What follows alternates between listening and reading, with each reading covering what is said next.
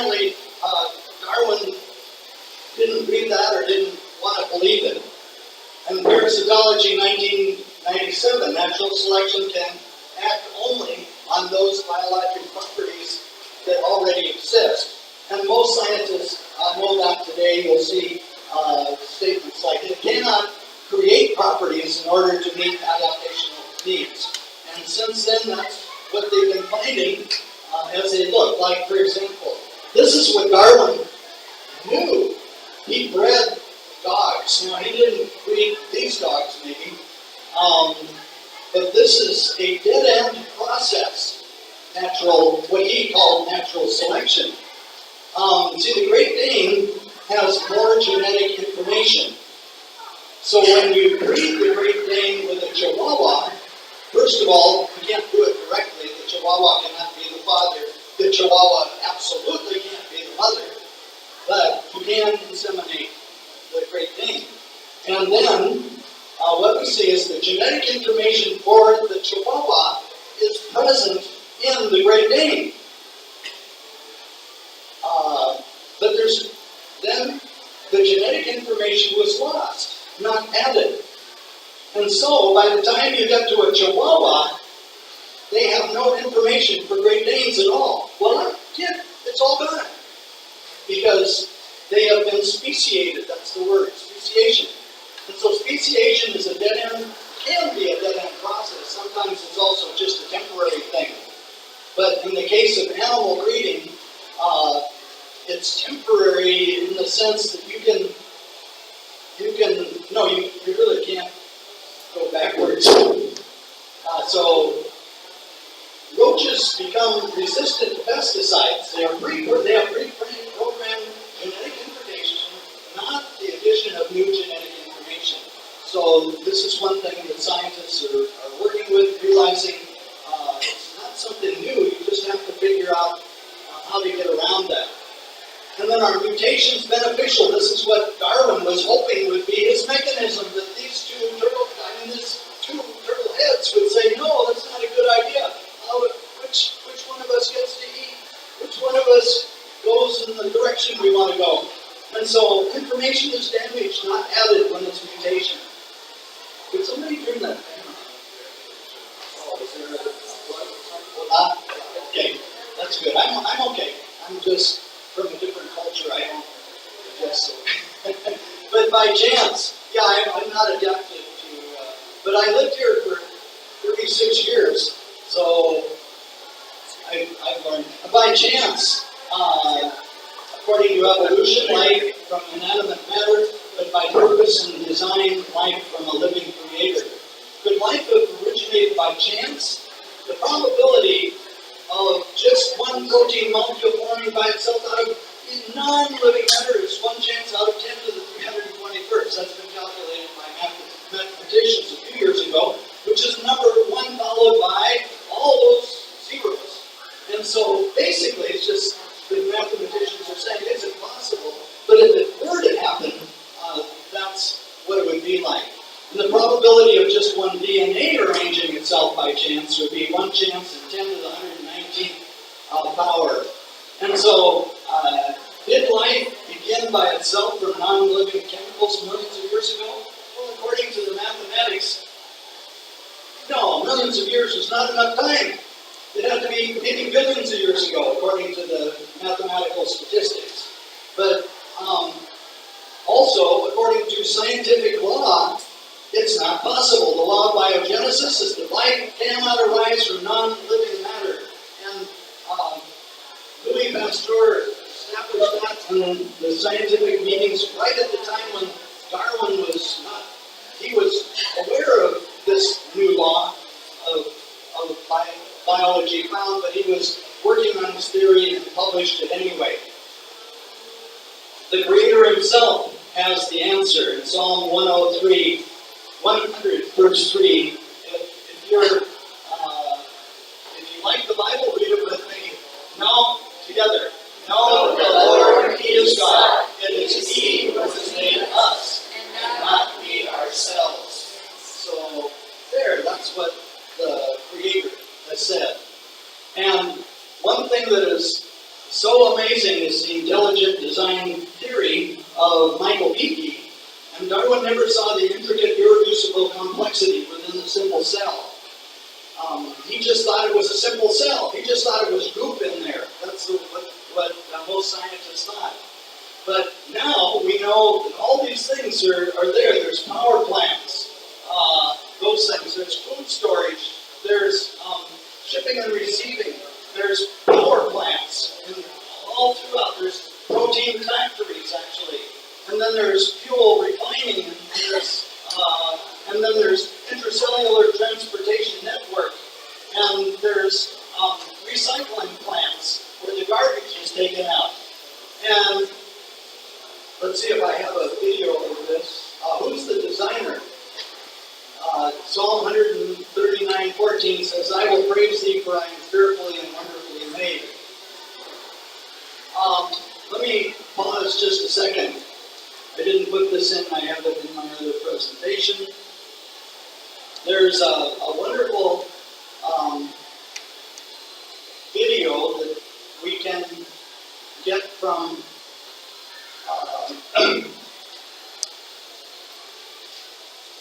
that you can get from Harvard University. What all these things are. What are these things here? Oh my goodness. Okay. Oh, okay. We'll start over. Now, why did you do this first? Thank you for your patience. I always think in every presentation I've seen everything that can go wrong, but then I learn something new. Okay.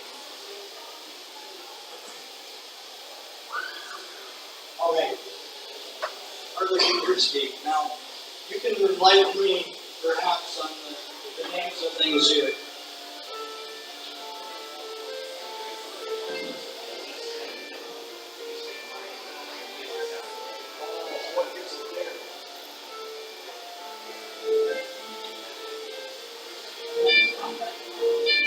Now, what are those things now? And there's a little tractor and trailer. That's the network. All those little cars going around. Everything in there is a machine or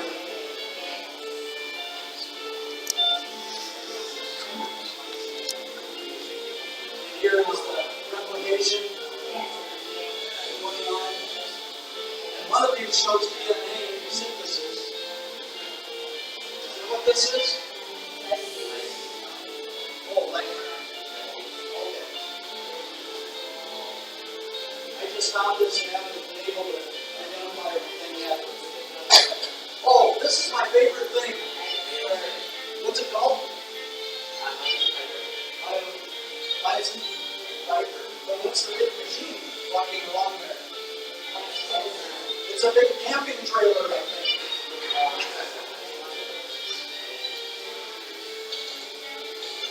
These little things going up. Let's see what much they are. And they're kissing. Isn't that great? Now this transcription, okay.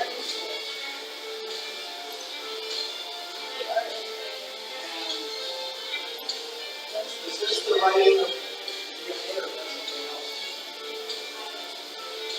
Okay. And here's our trailer coming along. Multi-apparatus. Okay.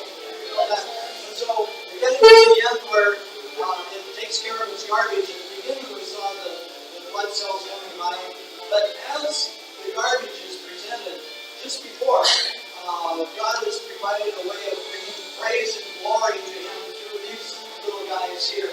Let's see what they do. They're so overwhelmed, they say, "Hallelujah," raising holy hands to heaven. And then here's the garbage going out.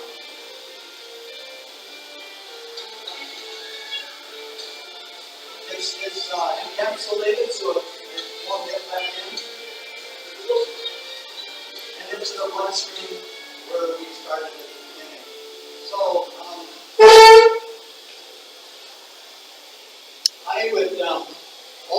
I'm going to suggest to your professor she can access our training and access our PowerPoints in the future. Would you be interested in that?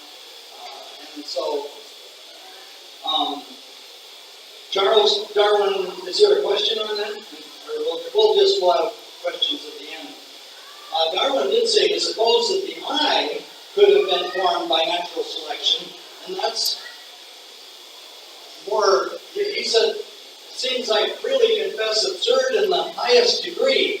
He didn't even know that to assume that the cell, the simple cell, came about by natural selection is even more absurd, because all of that wonderful engineering going on in that tiny space that we can't even see with a microscope. It's absurd to the highest degree that it would be natural selection. And the Creator has said, and read this with me if you can, does he who formed the eye not see? And then does he who appointed the ear not hear? I, the Lord, know the thoughts of man, that they are futile. So, Darwin really expressed doubts all the way until his deathbed, and so he was worried that his thoughts were futile. Actually, his entire time since he began his research, or his book, Natural Selection, Darwin not only stated that evolution has occurred, but he proposed its mechanism, natural selection, and of course with mutations. But proofs for evolution in textbooks show only variation within a species when trying to prove change into a completely different species, which is what he was expecting to see. And the horse evolution, it states in here that the process of change in to produce new species from existing species is called evolution. Well, no. This diagram shows horses that live in different places of the world today. There's no evolution going on. Those are horses that always existed. And so they just haven't been identified when this textbook picture was drawn. And many biology textbooks have diagrams like this which are inaccurate. And evolution has changed over time into a completely different species. I can't make I used to be able to make it turn into a worm. But now here is what, if you've experienced in counting the mutations of Drosophila, have any of you done that? Raise your hand. Okay, well this is a common thing of understanding mutation frequency. There's a certain, if you radiate the flies, the mother fly when she's pregnant, you'll get a certain percentage of curly wings, and then you'll get a percentage of stubby wings, so the fly can't fly very well. Or worst of all, you'll get a percentage of wingless, so it's a fly that can't fly. And then even worse than that, there's a fly that can't even do anything. It just thinks, am I a fly?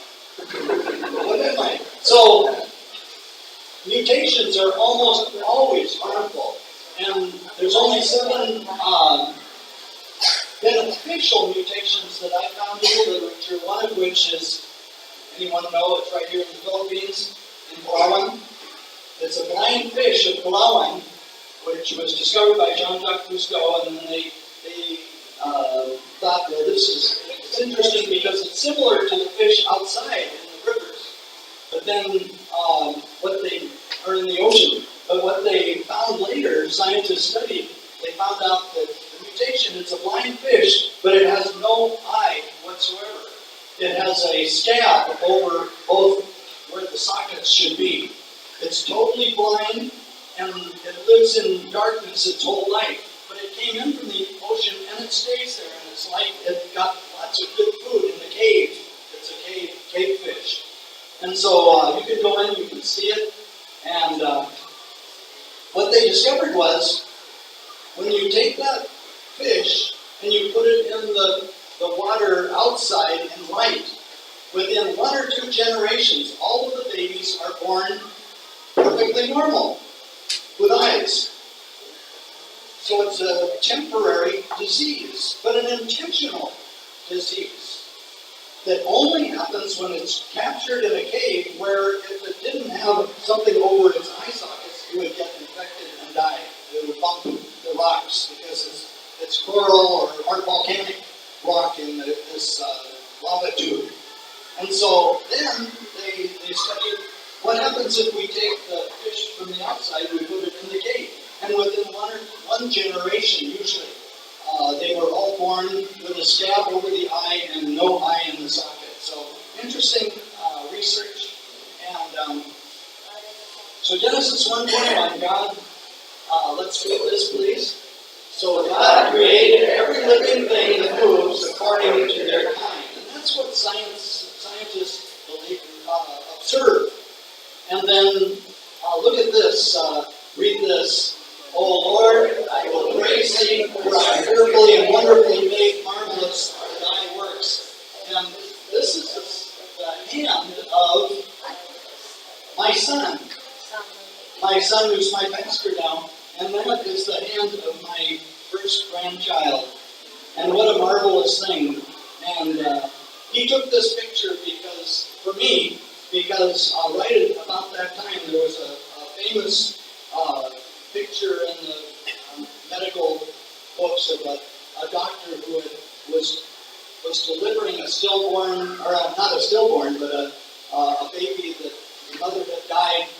And as he made the incision and was reaching in to take out what he thought was a fetus, his hand came up just like this and grabbed his finger and said, "Don't throw me away." And that man became a Christian as a result of that. But he didn't mention that part in the publication, but he did make it public. So, whoops.